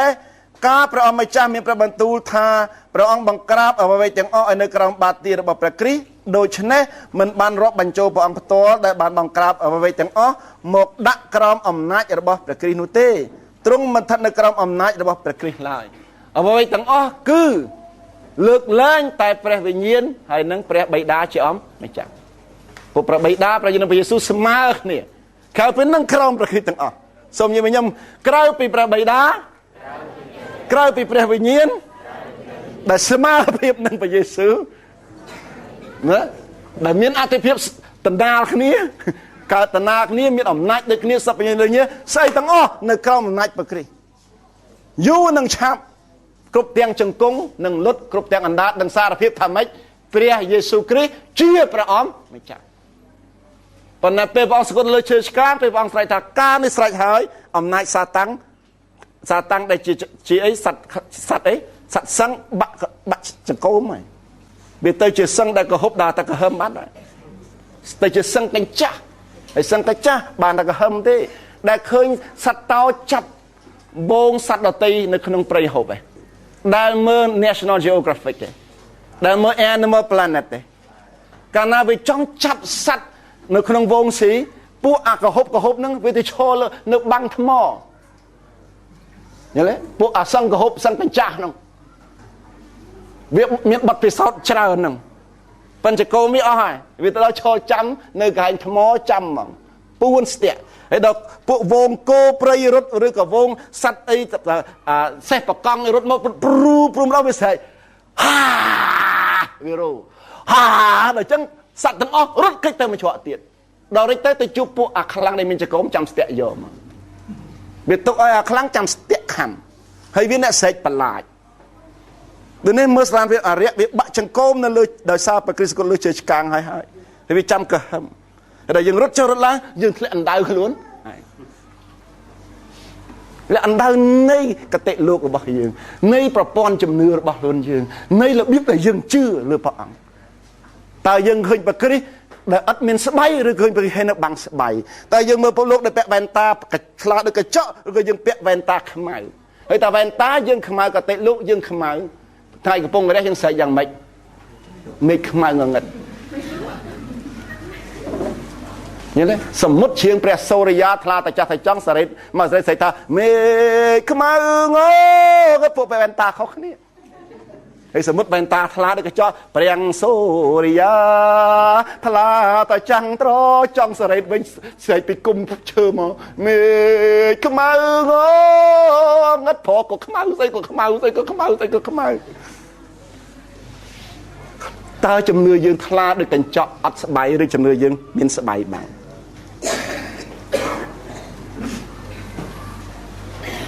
សំទៅមុខទៀតហេតុនេះបងប្អូនសូមអរព្រគុណព្រះជាម្ចាស់ព្រោះព្រះអង្គប្រទានឲ្យយើងមានជ័យជំនះដោយសារអ្នកណាឆ្លើយមកដោយសារអ្នកណាឆ្លើយលឺដោយសារអ្នកណា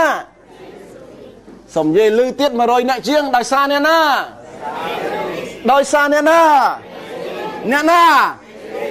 ចឹងអ្នកណាប្រយុទ្ធនឹងសាតាំងហើយអ្នកណាឈ្នះយើងហេតុអីបានយើងឈ្នះព្រោះយើងជាប្អូនព្រះគ្រីស្ទព្រះគ្រីស្ទជារៀមច្បងយើងយល់ទេពួកយើងជាទូតរបស់ព្រះគ្រីស្ទព្រះគ្រីស្ទជាស្ដេចយើងពួកយើងជារាជរបស់ព្រះគ្រីស្ទព្រះគ្រីស្ទជាមហាក្សត្រយើងតែមហាក្សត្រឈ្នះប្រជានុរាជក៏ឈ្នះតែមហាក្សត្រមានសេរីរុងរឿងប្រជានុរាជនឹងមានសេរីរុងរឿងអាមែនទេទាំងដៃអបអរព្រះអង្គចម្រៀងយើងបើកឆាកព្រឹកនេះថាម៉េចព្រះគ្រីស្ទយើងអបអរជ័យជំនះព្រះអង្គព្រោះជ័យជំនះនេះជារបស់យើងដែរសូមនិយាយទាំងអស់គ្នាជ័យជំនះព្រះគ្រីស្ទជាជ័យជំនះរបស់ខ្ញុំមុខអ្នកឈ្នះធ្វើមុខយ៉ាងម៉េចហើយងាកទៅអ្នកស្ដាំយើងជ័យជំនះរបស់ព្រះគ្រីស្ទជាជ័យជំនះរបស់អ្នកងាកទៅខាងឆ្វេងជ័យជំនះរបស់ព្រះគ្រីស្ទជាជ័យជំនះរបស់អ្នកជ័យជំនះរបស់ព្រះគ្រីស្ទជាជ័យជំនះរបស់យើងទាំងអស់គ្នាបើដីនឹងកាត់ប្លង់ឈ្មោះឲ្យយើងហើយស្អីយើងទៅសុំបង់ 5000 យកដីនឹងទៀតមនុស្សធនណាយើងនេះសុំឆ្លើយដីនឹងប្លង់កម្មសិទ្ធិដាក់ឈ្មោះយើងទៅហើយក្នុងនាមព្រះគ្រីស្ទព្រះអង្គផ្ទេរឲ្យយើងហើយស្រាប់យើងខំបលីបង្ហូរឈាមញើសដូចឈាមក្នុងនាមជាកម្មករត្បូងទៅខំបុករុកអូយលីដៃស្បែងទៅនេះដីរៀបផ្លែខ្លាយជាខោងដៃស្បែងរុករកដៀងណាមនុស្សយ៉ាងម៉េចនៅពេលដែលជ័យជំនះជារបស់ខ្លួនឯងហើយបែរជាខំប្រយុទ្ធថែមយកទៀតសុំឆ្លើយមកមនុស្សធន់ណាបាទល្ងងចំតួមកមែនទេគឺបើសត្វជាច្រើនល្ងងអត់ដឹងថាប្រគ្រីស្ទប្រទានមកហើយខំអរិយធននេះទោះតាអទៅថានឹងហើយតមព្រះអង្គមានបន្ទូលនឹងព្រោះព្រះអង្គអត់តសកត់យើងអត់អាចឈ្នះដោយអំណាចនៃលោហិតនិងដោយសារពាក្យដែលយើងធ្វើបន្ទាល់ពីព្រះនាមព្រះអង្គនៅឡើយតែលើព្រះគ្រីស្ទសកត់នៅលោហិតព្រះអង្គមានចេស្តាអត់ហើយយើងធ្វើបន្ទាល់ពីនាមព្រះអង្គទាបឬក៏ខ្ពស់ព្រះលើកដំកើងព្រះអង្គអត់មានសិទ្ធិអំណាចឯអត់មានរដ្ឋាភិបាលឯអត់ហើយព្រះអង្គគង់នៅឯណាខាងស្ដាំព្រះបិតាខាងស្ដាំនិងខាងចាញ់និងខាងឈ្នះខាងខុសប្រតិឬក៏គាត់ប្រតិ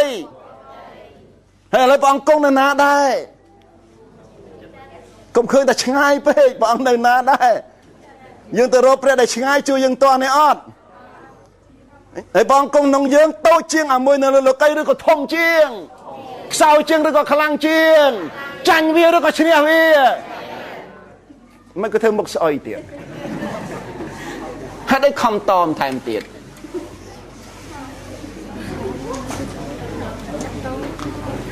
យើងតមដើម្បីហាត់បើកៃរូបកាយយើងហាត់ប្រាណបច្ចុប្បន្នទាំងមុនវិញ្ញាណយើងក៏យើងត្រូវហាត់ដើម្បីឲ្យវិញ្ញាណយើងបន្ទាបក្រខ្សត់ស្រេកឃ្លាន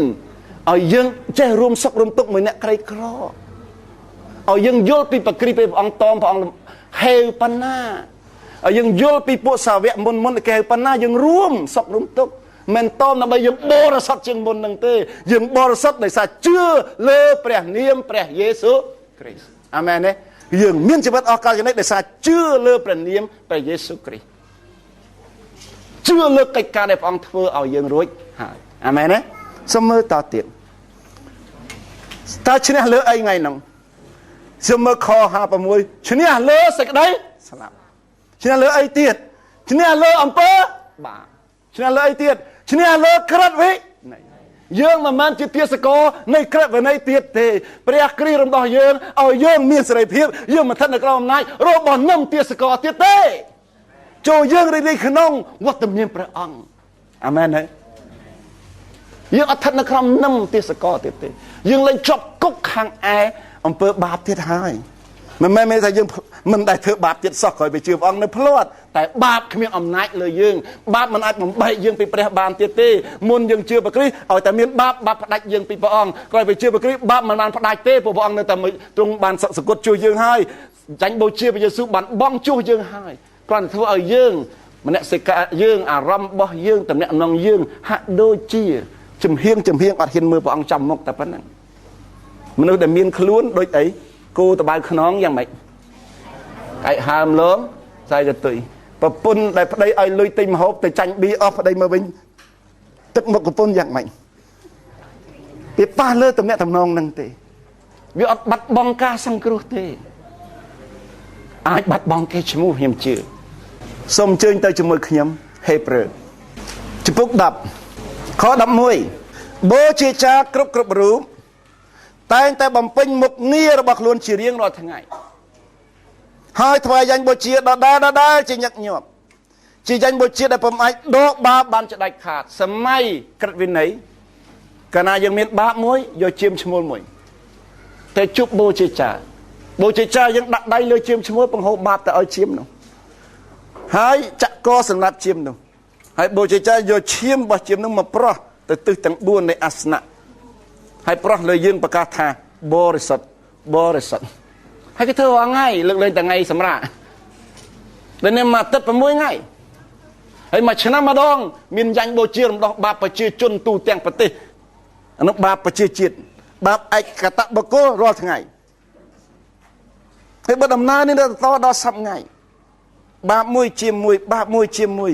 មានលុយទិញជាមអត់វត្តជាមបាបមួយប្រពែមួយបាបមួយប្រពែមួយមានលុយទិញប្រពែអត់មានប្រពែប្រហែលក្បាលថ្ងៃនេះហើយអត់ប្រពែបានបាបមួយគោស្ទៀវមួយមានគោប្រហែលនឹមសម្រាប់ចាំតែប៉ែលីនឥឡូវថាអត់គោចុះបាបមួយអាលោកមកគូព្រៀបមកគូមានទេអត់បាប100នាក់អស់ព្រៀប100គូគ្រឿងខ្លាយជាអ្នកបំផ្លាញបរិស្ថានទៀតក្រមផុតត្រូវលៀកអាលោកមកគូដែរតែការនឹងស្អាតរហូតដល់អត់ពុំអាចដកបាបអស់កាលចំណេញបានទេបានបដោះអាសន្នឥឡូវនេះយើងអរគុណព្រះអង្គដំណឹងល្អគឺខ12រីឯប្រគ្រីវិញបន្ទាប់ពីព្រះអង្គបានថ្វាយយ៉ាញ់បូជាតែមួយដើម្បីរំដោះបាបយើងរួចហើយព្រះអង្គគង់នៅខាងស្ដាំព្រះជាម្ចាស់រហូតតទៅព្រះអង្គថ្វាយអង្គទ្រង់ប្រមាណដងឆ្លើយមកព្រះអង្គថ្វាយក្នុងនាមជាស្អីជាយ៉ាញ់បូជារំដោះបាបលោកយ៉ូហានបាទីសថាព្រះអង្គជាអីនោះណូកូនជាមនៃព្រះសគត់ជួបបាបនៅលោកជាមនេះមានបាបទេអត់ចឹងព្រះយេស៊ូវហើយនឹងជាមទាំងអស់មួយណាមានអំណាចជាងហេតុអីព្រោះព្រះយេស៊ូវជាអ្នកបង្កើតជាមព្រះយេស៊ូវជាម្ចាស់នៃផែនដី បើមិនចាប់បានដីសគុតជួសយើងហើយយើងរួចហើយកាន់យើងអរគុណដែលសេចក្តីសុខសាន្តរបស់ព្រះអង្គនៅតែសោយរាជនឹងចិត្តយើងហើយប្រគុណនៅតែសម្ដែងយ៉ាងលើសលប់ក្រៃលែងមកដល់យើងអង់គ្លេសថា abounding grace upon grace អាមែនទេអាមែនទេអត់មកដល់ថងនេះអ្នកខ្លះចិត្តភ័យទាំងគ្រូបានបាសតែប្រកាសតែពីប្រគុណក្រុមរំនេះនឹងខូចអស់ហើយខ្ញុំមិនដែលឃើញក្រុមនេះនឹងខូចទេអ្នកដែលពងខូចទោះបីខ្ញុំមិនប្រកាសក៏ខូចទៅហើយគាត់នឹងលួចខូចឲ្យមានពុតទៀតផឹកស្រាឲ្យមកវិហារស៊ីស្ករគ្រាប់ហើយមកជួបគេដាក់តែអាភេបភមីនទៅលេងដឹងតែផឹកស្រាបាត់តែអ្នកខូចដែលឃើញប្រគុណនេះល្អមកតាំងធំក្លិនស្រាថងភ្លឹងខ្ញុំសួរអាលួចផឹកហើយផឹកចំហមួយណាឆាប់ណាយជាងអាលួចឆ្ងាញ់ណាស់អាចំហឆាប់ណាយមកព្រះគុណនឹងធ្វើមនុស្សឆាប់ណាយនឹងអំពើបាទហើយតិចទៀតខ្ញុំនឹងបង្ហាញតើពាក្យការនេះស្រេចហើយមានន័យអីខ្លះដល់យើងណាសូមស្ដាប់លើព្រះយេស៊ូវគង់នៅខាងស្ដាំសូមបងប្អូនគិតគង់នៅខាងស្ដាំធ្វើអីខ្លះចឹងស្អីដែលកប់ហើយនិស័យចាស់នឹងនិស័យអីនិស័យដែលចុះចូលនឹងបាបនិស័យដែលនៅក្រោមអំណាចបាបនិស័យក្រោមអំណាចសាតាំងនិស័យក្រោមអំណាចក្រឹតវិន័យនឹងកប់បាត់តែមែនទេមែនសូមខ្ញុំកប់បាត់ស្លាប់បាត់កប់បាត់នេះស្លាប់ពីរជាន់អាស្លាប់ទុកកដាវានឹងស្លាប់តែមួយជាន់អាស្លាប់ឲ្យកប់ទៀតវាអស់ងើបបានហើយដល់ពេលលោកគ្រូជាមួយទឹកយើងលើកយើងពីទឹកឡើងវិញនឹកចាំឯងជាមួយទឹករស់ឡើងវិញខាងឯជីវិតចាស់ហើយជីវិតថ្មីរួមជាមួយអ្នកណារួមមួយព្រះគ្រីស្ទរស់ថ្វាយអ្នកណាឥឡូវព្រះបិតាដាក់ព្រះគ្រីស្ទនៅណាអញ្ចឹងយើងរួមមួយព្រះគ្រីស្ទយើងនៅណាដែរសូមថយមកអេពីសូតពុក1ខ20 21 22ព្រះអង្គបានសម្ដែងមហិទ្ធិឫទ្ធិនេះសូមខ្ញុំមហិទ្ធិឫទ្ធិមានន័យថាម៉េចមហិទ្ធិឫទ្ធិឫទ្ធានុភាពដ៏ខ្លាំងក្លាព្រះអង្គបានសម្ដែងមហិទ្ធិឫទ្ធិនេះដោយប្រោសព្រះគ្រីស្ទឲ្យរស់ឡើងវិញនិងឲ្យគង់ខាងស្ដាំព្រះអង្គនៅឋានបរមសុខខ្ពស់ជាងវត្ថុស័ក្តិសិទ្ធិសូមនិយាយខ្ពស់ជាងអីខ្លះវត្ថុស័ក្តិសិទ្ធិគ្រប់យ៉ាងខ្ពស់ជាងអ្វីៗដែលមានអំណាចខ្ពស់ជាងអ្វីៗដែលមានឫទ្ធិបារមីយើងហៅថាបារមីសន្ធិដ្ឋណាខ្ពស់ជាងអ្វីៗដែលគ្រប់គ្រងខ្ពស់ជាងអ្វីៗដែលមានឈ្មោះមិនត្រឹមតែក្នុងលោកនេះគឺទៅដល់លោកខាងមុខទៀតផងព្រះអង្គបានបង្ក្រាបអ្វីទាំងអស់ឲ្យនៅក្រោមបាទារបស់ព្រះគ្រីស្ទព្រមទាំងប្រទានឲ្យព្រះអង្គគង់លើអ្វីទាំងអស់ធ្វើជាសេរសាលើក្រុមជំនុំយើងជាស្អីរបស់ព្រះអង្គក្រុមជំនុំព្រះអង្គជាអីសេរសាអញ្ចឹងបើព្រះបង្ក្រាបមាសាតាំងនៅក្រោមបាតជើងព្រះគ្រីស្ទគឺនៅក្រោមជើងអ្នកណាក្រោមជើងយើងព្រោះព្រះអង្គជាក្បាលយើងជាខ្លួនអត់ទេណាបើព្រះគ្រីស្ទជាក្បាលជាសេរសាយើងជារូបកាយបើព្រះអង្គថាបង្ក្រាបទាំងអស់ក្រោមបាតទាព្រះអង្គគឺក្រោមយើងទាំងអស់គ្នាសូមនិយាយជាមួយខ្ញុំព្រះជាម្ចាស់បង្ក្រាបអ្វីទាំងអស់ក្រោមបាតទាព្រះគ្រីស្ទហើយណាជាបាតទាព្រះគ្រីស្ទក្រុមជំនុំព្រោះបាតទាជាផ្នែកនៃរូបកាយសូមមើលចំពុក2ខ6ថាម៉េចព្រះអង្គបានប្រោសយើងឲ្យរស់ឡើងវិញរួមជាមួយព្រះគ្រីស្ទយើងអង្គុយលើបល្ល័ង្កនៅឋានបរមសុខរួមជាមួយព្រះអង្គដែរចឹងម៉ោងនេះគូតយើងនៅណាស្តិចបាត់កកូតសូមស្ទាបកកូតប៉ុន្តែវិញ្ញាណយើងនៅឯណាបើសិទ្ធអំណាចយើងនៅណាទៀបជាងអរិយឲ្យខ្ពស់ជាងអរិយយើងកំពុងដើរក្នុងព្រៃជិះឡានឬក៏ជិះលើយន្តហោះរត់ទៀតឯអត់តមទៀតឯអត់អត់ទេបើចំពោះ2ខ1យើងច្បាស់វិញ្ញាណយើងសិទ្ធអំណាចយើងនៅរួមមួយព្រះគ្រីស្ទមានបាបឯអត់មានទេអត់ទេចឹងយើងព្រះគ្រីស្ទកំពុងប្រឹងឬសម្រាកចឹងយើងធ្វើមិនដែរទើបនៅមួយព្រះអង្គបានចាស់ហេតុអីបានជាមិនកន្លងមកមិនបានសម្រាកព្រោះយើងអត់យល់ថ្ងៃនេះយល់នៅចង់ឈ្នះចង់ចាញ់មើលមុខគ្នាបើចង់ចាញ់ប្រឹងថែមទៀតផឹងហឺហើយបើចង់ឈ្នះនៅឲ្យស្ងៀមនិយាយប្រាប់គ្នាចង់ឈ្នះសុំនៅឲ្យស្ងៀមសម្រាកក្នុងអ្នកណា មិនសម្រាប់អត់ទៅធ្វើការទេណាសម្រាប់ខាងឯការប្រឹងផ្គាប់ព្រះអង្គតិច World Vision ឈប់ទៅធ្វើការអស់លេងបាទមិនអញ្ចឹងទេស្អីទៀតសម្រាប់ក្នុងព្រះអង្គហើយយើងមានកិត្តិយសជាមួយព្រះអង្គមានទេសម្រាប់ពីការនឿយព្រួយមានអំណរទេមានសុវត្ថិភាពទេមានសន្តិសុខទេមានជ័យជំនះហើយអត់ផ្ទះដៃអរគុណព្រះអង្គបងប្អូនឆ្លើយខ្ញុំមួយខ្ញុំនិយាយពីព្រះគ្រីស្ទឲ្យបងប្អូនបានស្អីជួយឆ្លើយគ្នាចូលរួមមួយខ្ញុំព្រះគ្រីស្ទសគត់ជួសយើងដើម្បីឲ្យយើងបានអីបានជីវិតណាសើលឺព្រះគ្រីស្ទត្រូវព្រះបិតាបោះបង់ដើម្បីឲ្យយើងអីដើម្បីឲ្យព្រះបិតាទទួលយើងជាកូនឃើញទេព្រះគ្រីស្ទមកសគត់ស្អីមិនព្រះជាអម្ចាស់អើយហេតុអីបានជាទ្រង់បោះបង់ចោលទូបង្គំព្រះបិតាបោះបង់ព្រះគ្រីស្ទមួយពេលនោះដើម្បីព្រះអង្គអាចទទួលយើងជាកូនព្រះបិតាកាត់កាល់ព្រះគ្រីស្ទចោលដើម្បីឲ្យព្រះអង្គអាចទទួលស្គាល់យើងអាមែនទេព្រះបិតាដាក់ទោសបុត្រាព្រះអង្គដើម្បីឲ្យយើងរួចទោសអាមែនទេតំណែងល្អអាក្រក់នេះព្រះគ្រីស្ទនលគោកអាក្រាតដើម្បីឲ្យយើងមានសម្លៀកបំពាក់នៃក្តីសុចរិតនៅគេអាដាមអាក្រាតទេហត់ទៅស្លៀកពាក់អីស្លឹកឈើឲ្យព្រះអង្គឲ្យអីដែលជៀមព្រះគ្រីស្ទដាក់ខ្លួនក្រដើម្បីឲ្យយើងទៅជាអីព្រះបងអ្នកចង់ក្រមានអ្នកចង់ក្រសូមលើកដៃតែខ្ញុំចង់ដូចវាបាទតែសុំក្រដើម្បីឲ្យបរិសុទ្ធជាងអ្នកមានព្រះគ្រីស្ទត្រូវគេសើចចំអកនឹកចាំហ៎គេសើចចំអកព្រះអង្គហ៎វាស្ដេចយូដាសង្កត់តែខ្លួនឯងមិនរួចផងអាសំបីចោមអ្នកក៏ចំអកព្រះអង្គដែរព្រះគ្រីស្ទរងការសើចចំអកដើម្បីយើងបានទទួលការសើចអបអរសាទរអាមែនទេ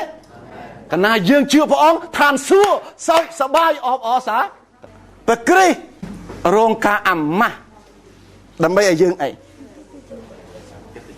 ដើម្បីឲ្យយើងបានទទួលការសរសើរនិងមានកិត្តិយសព្រះគ្រីស្ទទទួលបណ្ដាសានៅលើឈើឆ្កាងដើម្បីឲ្យយើងបានអីពពកគ្រប់បែបយ៉ាងព្រះគ្រីស្ទត្រូវគេចាក់ទម្លុះដើម្បីឲ្យយើងអីមានសុខភាពពេញលេញព្រះគ្រីស្ទត្រឡប់ខ្លាយជាតួបាបជំនួសយើងដើម្បីយើងខ្លាយទៅជាអីព្រះអង្គត្រឡប់ជាតួបាបដើម្បីយើងមានសេរីភាពរួចពីបាបដើម្បីយើងបានសុចរិតអាមែនទេព្រះគ្រីស្ទត្រូវគេពេបជ្រីមាក់ងាយមើលថោកដើម្បីអីបាទព្រះអង្គត្រូវគេដើម្បីឲ្យយើងម៉េចឲ្យយើងមានគេស្រឡាញ់ចង់បាទស្រឡាញ់រាប់អានអាមែនទេព្រះគ្រីស្ទអស់តម្លៃឃើញទេអស់លេងថ្ងៃហ្នឹងដើម្បីឲ្យយើងមានអីមានតម្លៃព្រះគ្រីស្ទជាមនុស្សទូទុកសោកសង្រេងបងសោកសង្រេងដើម្បីយើងយ៉ាងម៉េចមានអំណរបងសាប់រត់ទឹកភ្នែកដើម្បីយើងទៅជាផលចម្រូតដោយអរសាបាយព្រះគ្រីស្ទរងទុក្ខដើម្បីយើងមានអីផ្ទុយនឹងទុក្ខសុខសាន្តឃើញទេព្រះអង្គរងទុក្ខឲ្យយើងសុខសាន្តព្រះអង្គសគត់ដើម្បីយើងអីឲ្យយើងរស់ព្រះអង្គរស់អាយុខ្លីដើម្បីយើងរស់អាយុវែងមែនទេមែនព្រះអង្គឆាប់សគត់ដើម្បីយើងក្រស្លាប់ទៅទៀតព្រះអង្គបងថ្លៃជួសយើងដើម្បីឲ្យយើងអីបងថ្លៃជួសដើម្បីឲ្យយើងអីឆ្លើយមកដើម្បីយើងបងទៀតអីមិនបាច់បងមិនបាច់បងគឺយ៉ាងម៉េចទទួល free បើព្រះអង្គបងថ្លៃហើយយើងទៅបងថែមទៀតមនុស្សអីទៀតហើយល្ងងចំតួចាំបើព្រះអង្គបងហើយបើមានគេបងឲ្យហើយយើងទទួលជាអំណោយចឹងការសង្គ្រោះជាអីអំណោយសូមស្ដាប់ទៀតព្រះគ្រីស្ទចុះទៅឋានខំព្រលឹងដើម្បីឲ្យយើងបានទៅណាឋានសួគ៌ព្រះគ្រីស្ទជើងព្រះអង្គទៅគេបោះដៃគោលដើម្បីឲ្យជើងយើងយ៉ាងម៉េចសូមឆ្លើយ ជើងព្រះអង្គជាប់ដៃគោដើម្បីជើងយើងយ៉ាងម៉េចជាប់ដែរអីឲ្យជើងយើងលោតកញ្ឆេងអូសប្បាយក្នុងសេរីព្រះគ្រីស្ទអស់អំណាចឲ្យលេង powerless ដើម្បីយើងទៅជាអីធ្វើដៃអស់នេះ powerful អាមែនទេព្រះអង្គលះបង់អំណាចដើម្បីឲ្យយើងបានអំណាចព្រះគ្រីស្ទរងបន្ទុកធ្ងន់ដើម្បីឲ្យយើងអីស្រាលប្រហែលអ្នកចង់ធ្ងន់ទៀតប្រហែលអ្នកចង់រត់ឲ្យស្ពីសក្ដោកណាស្ពីសក្ដោចាំមើលខ្ញុំរត់អីមើលកណាស្ពីសក្ដោរត់បើអោនយ៉ាងម៉េចហើយចុះបើងើយវិញចង់រត់អញ្ចឹងឯអត់ដោះបន្ទុកបានរត់បានព្រះគ្រីស្ទឈឺចាប់រាងកាយឈឺចាប់លើចិត្តដើម្បីឲ្យយើងអីជាសះស្បើយព្រះអង្គស្រែកថាម៉េចពេលព្រះអង្គសង្កត់លើឈើឆ្កាងការនេះស្រេចហើយព្រះអង្គស្រែកថាខ្ញុំបានសម្រេចសពគ្រប់អស់ហើយសូមនិយាយមួយខ្ញុំព្រះគ្រីស្ទបានសម្រេចសពគ្រប់អស់ហើយសម្រេចអស់ហើយអញ្ចឹងយើងសម្រាប់បានអត់អញ្ចឹងយើងនៅជាមួយព្រះអង្គនៅខាងស្ដាំព្រះបិតាបានអត់សម្រាប់បានទេចាញ់ឲ្យឈ្នះការលបួងឯងបើនៅមួយព្រះអង្គមានពេលរយៈលបួងឯអត់អញ្ចឹងយើងចាញ់លបួងនៅពេលណាពេលដែលយើងរើបំរាស់ចេញពីព្រះអង្គចឹងនឹមព្រះអង្គគឺអីអង្គុយលើបាឡាំងជាមួយព្រះអង្គនឹមនេះគឺបាឡាំងនឹមនេះមិននឹមគោនឹងទេប្រហែលអ្នកចង់សម្រាកក្នុងព្រះអង្គសូមចេញឡើងមកយើងលៀមធ្វើពិធីលៀមព្រះម្ចាស់ជាមួយគ្នាសូមចេញប្រតិចាទាំងអស់ឡើងមកជាមួយខ្ញុំកូនថ្វាយគុំឡើងមកទ្រង់លះឋានសួគ៌យើងចុះមកទ្រង់ជាមហាក្សត្រដែលបម្រើរាជ